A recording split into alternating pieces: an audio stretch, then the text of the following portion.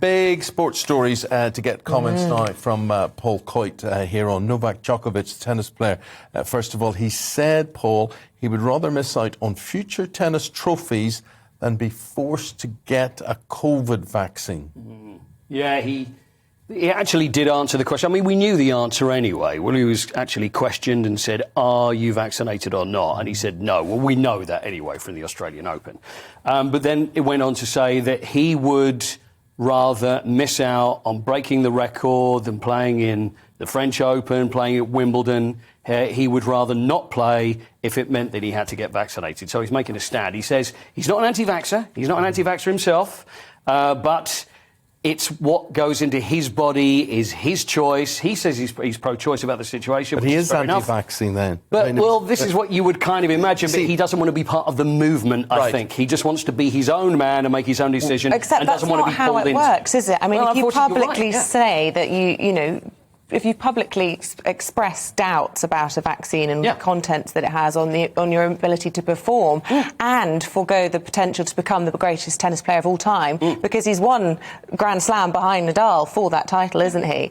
Then you must have some problem with it. You therefore are setting an example in his position. It's a heck of a principle at his age, and as Isabel says, at his stage of where he stands as regards winning majors and being able to add to that. So that is a big statement of principle. It is a huge statement of principle. I think it's the label. I don't think he wants to go along with this whole anti-vax movement and be seen as a figurehead. But we don't want a label of being the most successful tennis player ever. Well, you would have thought so. Yeah. But then again, if that's his choice, that's what he's decided to do.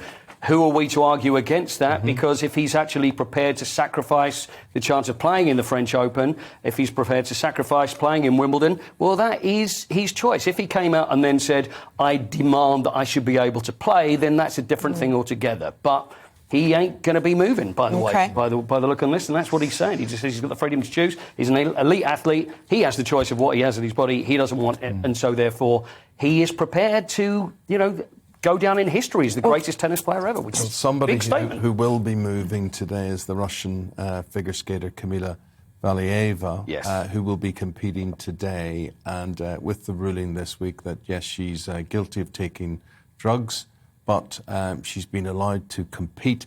I just think, Isabel, this is a very interesting one. If you're watching this, who's going to be cheering her on? Who's going to be applauding if she wins gold and is on a... there won't be a ceremony, is it? There'll be no ceremony. Well, you know who will be cheering will be the Russian Olympic Committee, and that's about it. I mean, she, as we said, and Isabel, you were absolutely right. I just think this is a 15-year-old, and we can't forget this. This is a 15-year-old. She's in the middle of this, and she's saying, she's giving quotes, and then you think, that doesn't sound like that would come from a 15-year-old. I mean, if you're the greatest skater in the world, then maybe you're not a normal 15-year-old.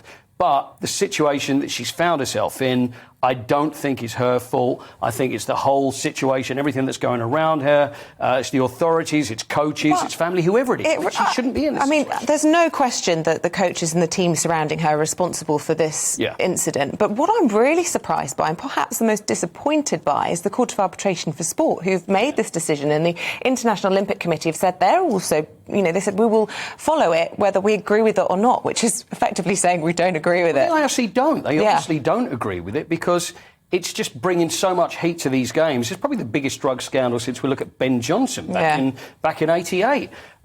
So how it will go, it's just it will turn into a farce because it's expected she'll win. Yeah. The only thing that will probably stop her winning is the pressure that she's going to be under because she knows that the whole world is going to be watching the women's skating. It's the short program today, and then the long program is tomorrow.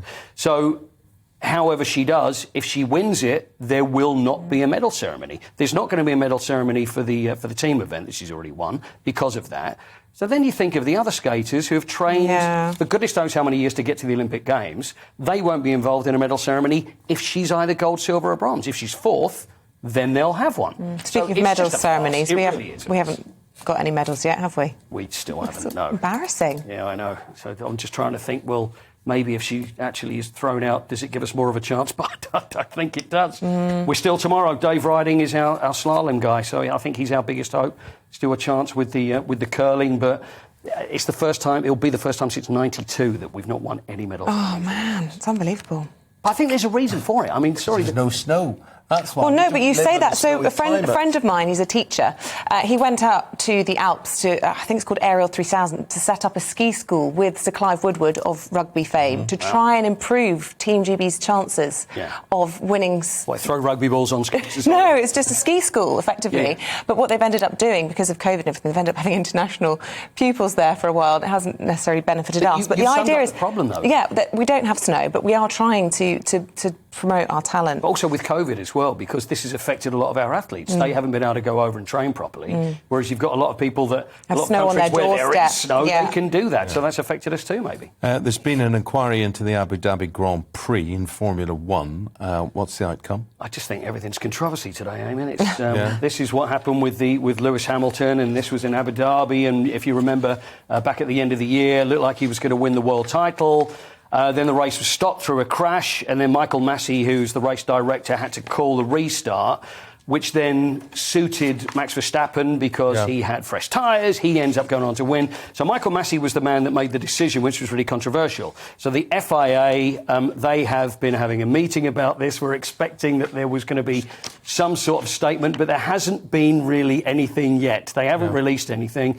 And the next Formula One race is in March. So the new season gets underway. So we don't know whether Lewis Hamilton's going to be involved. Could depend on what the result of the inquiry is. But at the moment, still don't know. Champions League back tonight. We've got 4 English teams in the last 16. Man City, where are they tonight? They're playing in Lisbon, Sporting Lisbon. Don't see any problem there. I think they're going to be fine. The big game tonight is Paris Saint-Germain against Real Madrid, so which would affect then Manchester United, because I'm kind of thinking that if PSG don't win against Real Madrid, and I have a feeling that they won't, Pochettino looks like he could go, could be available, so I don't know whether Manchester United will be interested. I think you've got to think yes. You think yes? I think you've got. I think it's going to be. I think it's going to happen. So really, it's a matter of when. People are saying that he'd probably leave PSG at the end of the season anyway. Yeah. But Paris Saint-Germain, it's so important to them, probably even more so than Manchester City. They are desperate to win the Champions League. That is what the club is all about at the moment, to the detriment of some fans as well. Yeah. Premier League matches tonight? Yeah, Manchester United are playing Brighton today. Manchester United have got a very good record against Brighton. I don't think they've ever lost against Brighton. I'm not putting the kiss of death on this, I promise. No, they have lost against Brighton. I was there. Not in the Premier League, though. I don't believe it's happened. Yes, they have. Have they? Where was that? Yes, I remember. I was there, and there was they won 1-0. Brighton won 1-0. I don't remember that one. Well, I'm telling you, I was there because it was a long journey home.